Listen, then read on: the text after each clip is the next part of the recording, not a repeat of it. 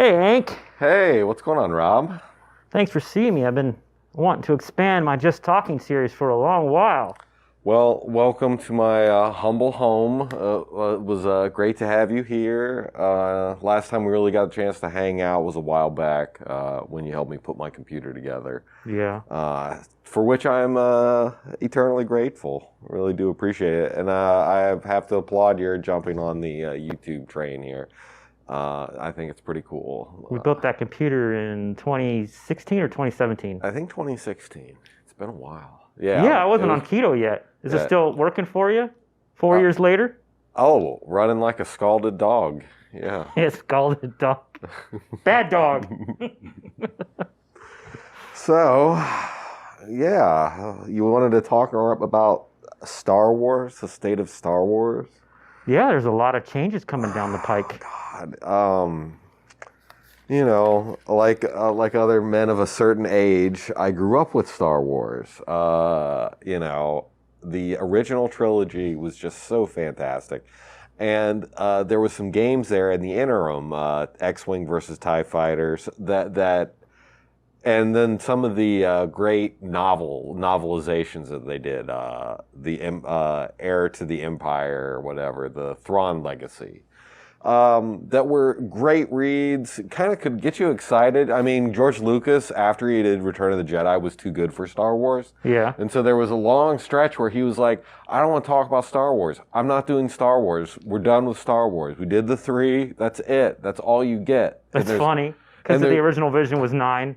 Yeah, he's like, that's it. That's all you're getting. Like, I moved on to do other things. I'm doing Indiana Jones movies. And then, I think it was the advances in CGI, Spielberg's Jurassic Park, really, I think, that changed his mind. And he's like, I'm going to get in there with CGI, and I'm going to show all these directors how it's done. Right. And the first thing he does is screws with his original trilogy and makes them so much worse. God, the singer in Return of the Jedi, at Jabba's palace, like, is so bad. It's like Jar Jar Binks level bad. It would be as bad as Jar Jar Binks if that had been in the movie as long. I think that the original trilogy made in the 70s, with George Lucas's original idea plus other creative people working together to make something that was more accessible, is what made it work.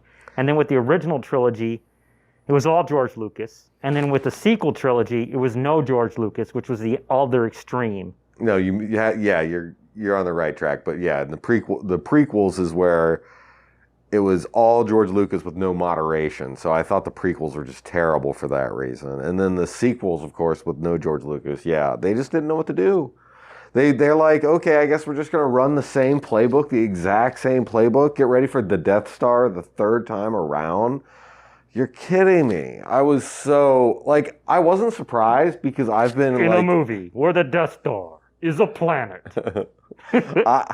I've been hating on the sequel trilogy since it got started, just because the first thing that they did way back before you knew anything else, the first teaser was they showed the new stormtroopers, the smooth troopers or whatever. The smooth troopers. Yeah, I'm like, why are you messing with this iconic outfit to make it look like the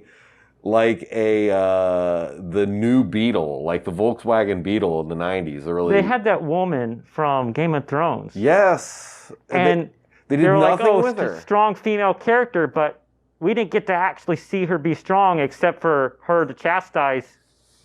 Yeah, she complained to Finn for a while, and then she's gone. And then she's summarily dispatched in like 3 minutes in the second movie. And that's it. They spent so much time hyping up these characters. I want to see what you think about something. All right, so this next section, people, is spoilers. As long as there's spoilers, I guess I'll put it right here at the bottom of the screen. You see that, and you haven't seen episode 9 yet. You want to skip past this part.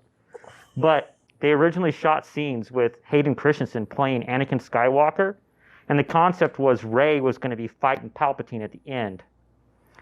And he was leaving his body. Because one of the things that bothered me about the movie was, no matter which way I kill you, I take over your body, but she still killed him without that happening. Mm-hmm. Because his spirit left his body, which is one of his clones. And when it was coming towards her, Anakin's spirit ghost dragged him into the nether realm. But so many scenes, Kathleen Kennedy cut from Episode 9, that what Bob Iger, the CEO of Disney, that it actually left this year and he's handing it down to Bob Chapek, went back with the sales and was like, no, we can't have this anymore, and fired Kennedy. I hope that they get rid of her. It just sucks. And it's not just Star Wars. You know, I guess... Except MCU's done pretty well. Yeah, you're right. MCU's certainly done well. What else has done pretty well? There's new things that have done well. Shows like The Boys, if you like that on Amazon. Have you seen The Mandalorian? Yes, of course. Mandalorian was fantastic. Well, so it's really a golden age of television. He's the creator and producer of that. Jon Favreau actually came from the MCU, and he brought in some new ideas. And the new CEO at Disney, Bob Chapek, wants the Disney franchise, both the movies and the shows, to be as successful or even more successful than the MCU was. Well, they've got their work cut out for them. Like, I mean, we'll see. But, like, I just can't believe that they were so bad. Because you have to figure how many really important, like, trained professionals did this pass through. And it still got made that way. And you're just like, they had to want it this way. These people are just dumb. Well, they just don't know. They're not connected to the fan base like these new guys are, like Dave Filoni, Jon Favreau. Filoni was a producer of Star Wars Rebels, and he developed Ahsoka Tano and Captain Rex. That guy. Yeah. And they're going to have... I wrote this down because I don't like to say people's names wrong. Rosario Dawson is going to play Ahsoka Tano, and I am so psyched because... She could do a good job with that. I loved her in the MCU shows that were on Netflix. You know? She's been around a long time. She was originally in Rent, the Broadway show, back in the 90s. The 90s, huh? Yeah, so she's the movie Kids, which is not recommended for kids, is actually pretty good. So Star Wars, we'll see. Really got to see how the Rebel Squadrons video game turns out. If it's a VR moment where everyone starts getting virtual reality. I'm honestly thinking about it. I have to say that if there was anything that would nudge me to overpay for a gimmick, essentially, it would be being a Star Wars Squadrons cockpit simulator. Yeah, I did look up the videos like you suggested of X-Wing versus TIE Fighter from the 90s. It looked pretty sweet. It was good. It was really good for back then. You can't find space sims. No. For the past 10 years.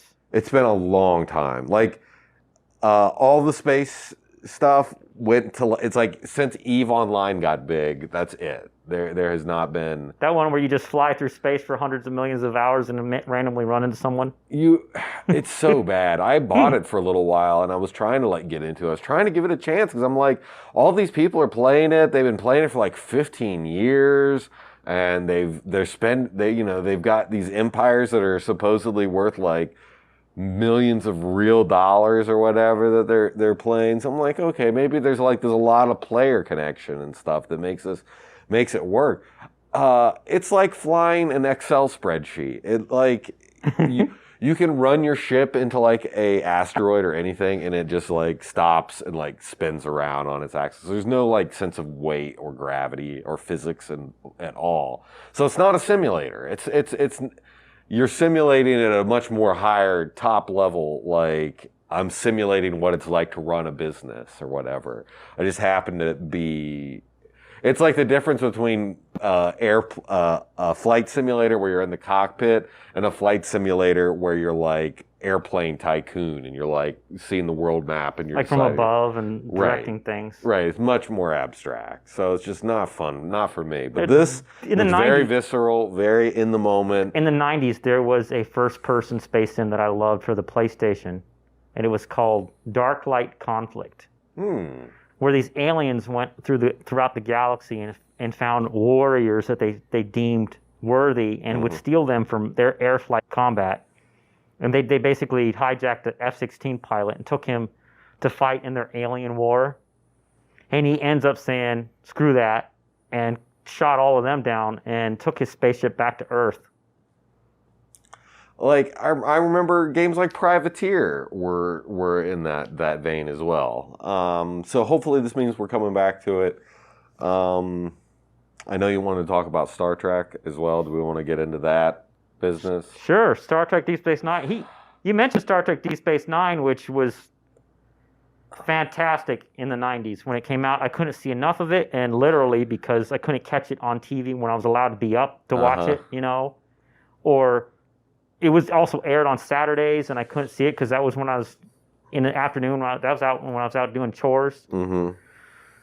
So I finally got to watch it when I got a hold of a copy of the whole show in 2015. Wow! So as an adult, and the religious aspects, the racism, the sexism, slavery, they get into everything. Everything. The aspects of slavery that stick around even after it's abolished. Well, a lot of people credit Deep Space Nine with popularizing serialized storytelling that goes like with arcs that go through the whole season. Instead of just episodes that you can pick up and go with at any time.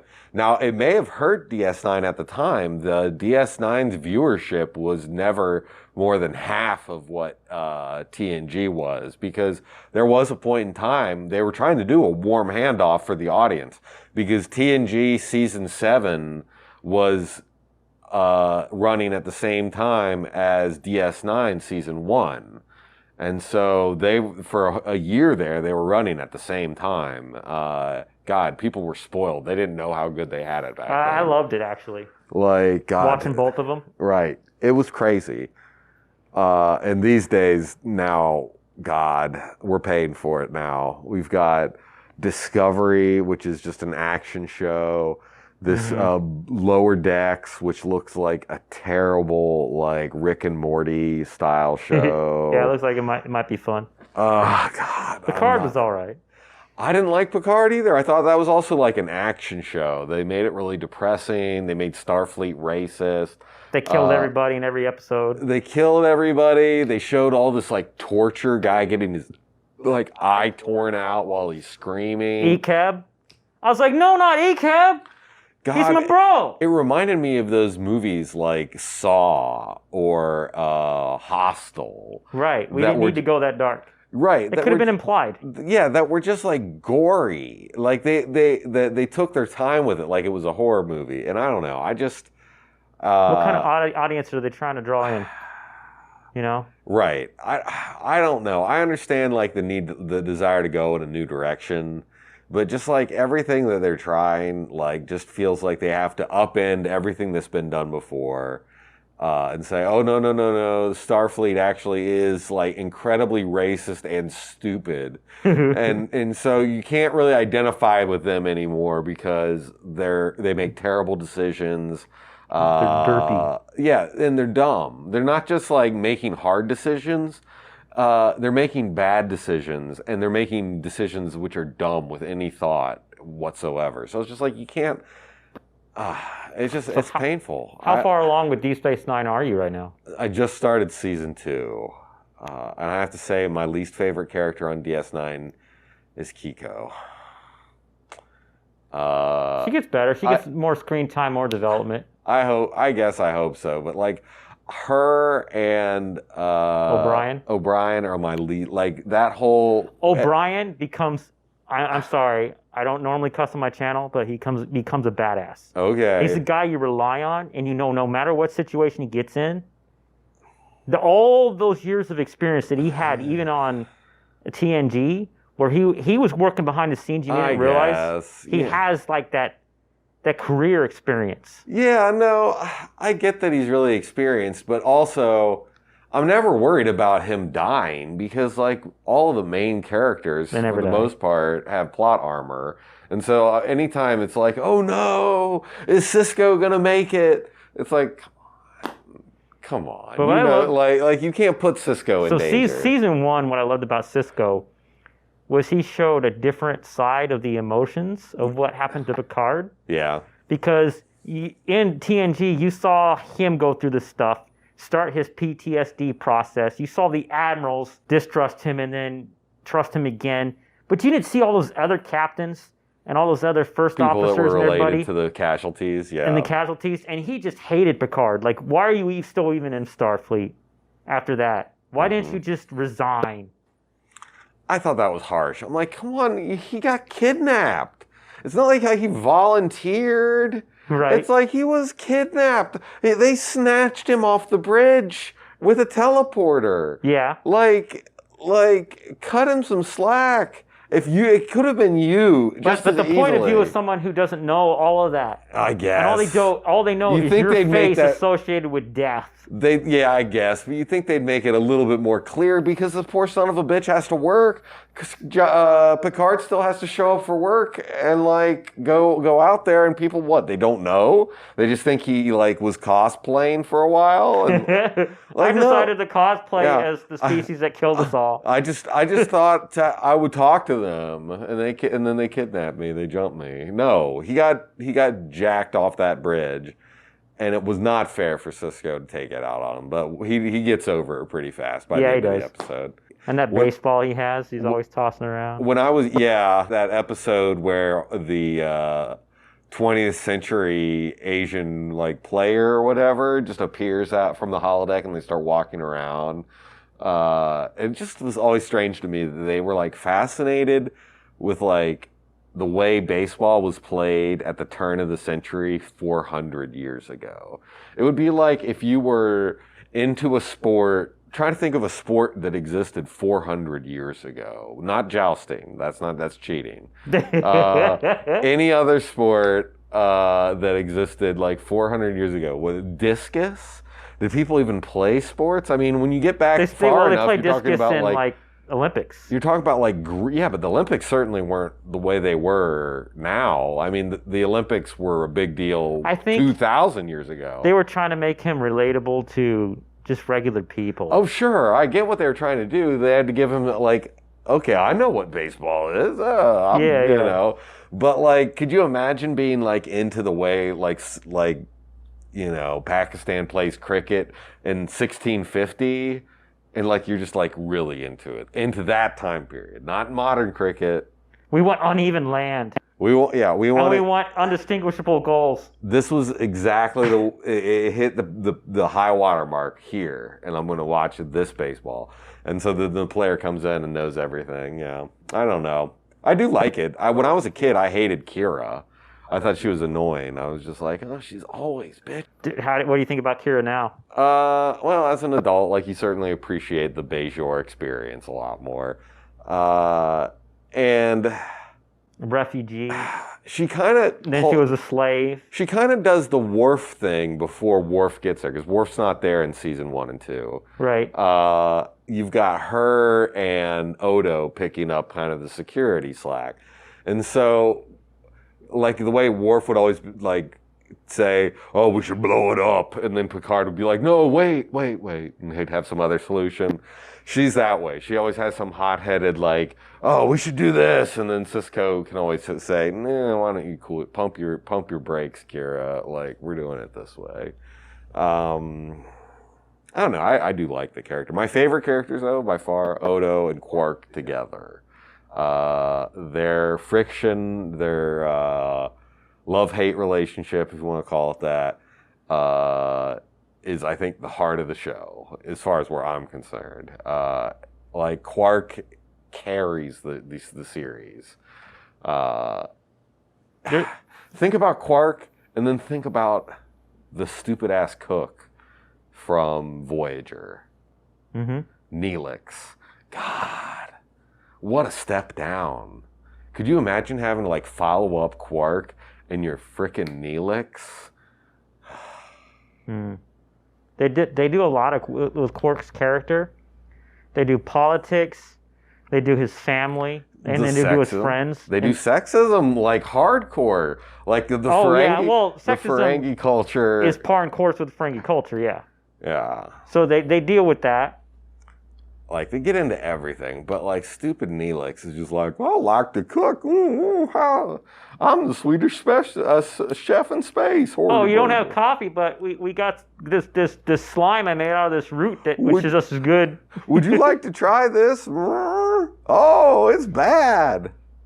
You know. We'll do that again 50 times. Not only that, I hated how people treated Neelix for being different. Like, he was dating, what's her name, chick? Yeah, that blonde chick. Who had a lifespan of like 6 months. Yeah, she didn't make it very long. And then when she treated him like crap and then jumped boat off of him onto Paris and then treated Paris like crap. Oh, yeah, I couldn't wait for her to go. And she's like, I'm leaving now because I have mind powers. And everybody was like, bye. I honestly, it's been a long time since I watched Voyager. I'm going to be hard-pressed to like try to watch it because not only do you have bad characters like Neelix and his lady friend, you don't have good characters except for the Doctor. The holographic Doctor is good. Tom Paris, he's barely there. He gets better. Chakotay, not even there. It's like, yeah, he's like, in the beginning, it's like, I'm such a strong personality, and then he just disappears into the sidelines. Yeah, and it's like, what are they going to do? They obviously like tried to like write him as like the Native American guy, but then they can't make him be like a stereotypical like Sioux Indian from like 1750 on Earth. So they made him not a Native American, but a pseudo-Native American that actually has ancestry on another planet. Who knows? That they ran across on the way home. It's oh really? Yeah, it was like so unbelievable. Like, okay. Oh, kind that's of crazy. You're both retconning stuff you said earlier in the series, plus creating an abstract backstory that you can't really support. The boring Vulcan guy, I forget his name. Tuvok, yeah.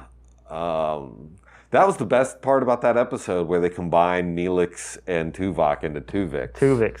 They should have just kept Tuvix because it would have been like such an elegant solution because you're getting rid of two characters that you don't like. You've made a second character who is interesting just by virtue of what they are. You know, you've combined two people into this other thing that's like, I'm my own thing now. I don't want to die. You can't kill me. What happened, happened. I didn't ask for it, but this is how it is. They're combined. We're all one thing now. It would have been fascinating, but no. Then they brought them back at the end of the episode.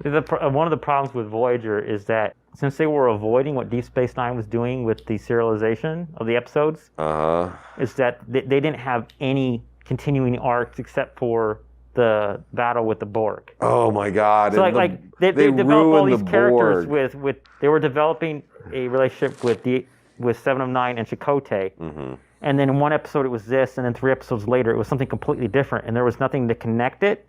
And they acted like what happened in the other episode didn't happen at all. Mm. It was what's going on? And it's one of Jerry Ryan's complaints when she left the show is that they needed to have a B story and a C story. So they had that kind of like friendship relationship between her and the Doctor, which went great, but then they only did that for a few episodes, and then it was gone. And they did the C story with the Doctor training Paris how to be a nurse. To be honest, I think I only made it about 2/3 of the way through season 1 of Voyager and stopped. Like everything else I know because like I've found out after. Have you ever seen Star Trek Enterprise? No. Like I made it through I think maybe the first half of the first episode, but every time I try to watch it, I get stopped by the theme song. It's so bad. Just mute it. I know, just mute the theme song. I'm going to mute the theme song. I've heard that it's better. I've heard that it's a good... Like, I do want to see the Andorans. I want to see the Talarians. I want to see the snooty Vulcan take. Like, you don't know how to fly spaceships. Yeah, I want to. Yeah, we don't have emotions, but you suck. Yeah, we sure have disdain. That's not an emotion, apparently. Racism a little bit there too. God, yeah, I'm not surprised. Because they're racist against Romulans, especially, even though they have the same bloodline. But well, that's understandable. What I love about that show is that they have no idea what the frick they're doing, right? And they're thrown into some crazy situations. There's a solar storm in one episode, and all the locals in that system say, you need to leave. Mm-hmm. And they're like, no, we can handle it. They get stuck so bad, everybody has to pile into the starboard nacelle because it's got hull plating that can protect them from the radiation. And they're literally flying the spaceship with a laptop. That's cool. Yeah, no, that is cool. Yeah, I will check out Enterprise. I've got like a nice back catalog to go through. If I just go through DS9 and Enterprise, that'll take a long time. Mm-hmm. But like what I was saying about Voyager, the Borg were great because you use them sparingly. You like a lot of times what makes something afraid is the unknown. And that's where you have to just show them a little bit. That's why, like, in Alien, they only show the alien, maybe 10 minutes of screen time. Because the rest of the time you're thinking about the alien. You're, like, wondering. You're worried about it. You're creating fear for yourself.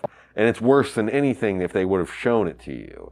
And in this, and in the Borg, in TNG, at first you don't know anything about them, and it escalates pretty quickly to like, Q saves them in the first instance, and the second instance, they almost get wiped out. But yeah. Then in Voyager, they just overuse it. They bring it in, they're the villain of the week. They create a hierarchy, so there's a Borg queen now, so that, that was actually created in a Star Trek movie, First Contact. Yeah, they should have ignored it. The Borg work as a Gestalt consciousness. Once you make it so that there's a queen who basically runs a bunch of drones, it's the solution to every problem is obvious. Kill the queen, That's what made the Borg scary, is that they were unstoppable because you could blow up this one and that one and they were interchangeable. And they just like human wave you. Now that there's a queen, it's just like, we nuke the queen.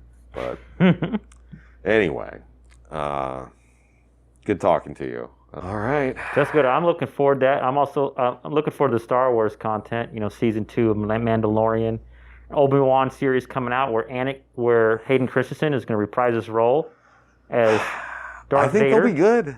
I'd be shocked if they're not good. I think that part of why I'm optimistic is because The Mandalorian showed them how to do it, and the sequel trilogy showed them how not to do it. And so let's not lose fans. Let's not divide fans. Right. Let's look at what Mandalorian did. Clone Wars and Rebels did. Yes. They have clear examples to follow. And so... Yeah, for the longest time, when people ask me, do you like Star Trek or Star Wars more? And I'm talking 80s and 90s. My answer was Star Trek because there was always more of it to enjoy. Oh, sure. There was a universe. And no matter how much that you and I dislike different aspects of Picard or Discovery, at least it exists. Oh, yeah. Yeah. At least they keep making stuff, and it's not as far left field like the reboot in 2009 was. I've been trying to get into Expanse. I've heard it. I'm told people. Expanse is good. People that love Expanse think it's like the best sci-fi. I like it for the same years. reason as Star Trek Enterprise, because you're looking at the struggle of discovering spaceflight. Mm-hmm. Politics is in there, but they don't overuse politics because, from in my opinion, politics is just an excuse for not getting the job done. And so they'll have politics for a little bit and how it affects people and how they're trying to avoid the politics so they can get the job done. I'm like, oh, that's right up my alley. Mm-hmm. Well, thanks for being on the show, man. Absolutely. Happy to do it. We'll have to do this again sometime. Do you want to take a look at your PC? Sure. And so everybody, get subscribed so you can see the video of me checking out his PC and maybe discussing upgrading it or whatever. That's going to be a separate video. So thanks for watching. Bye.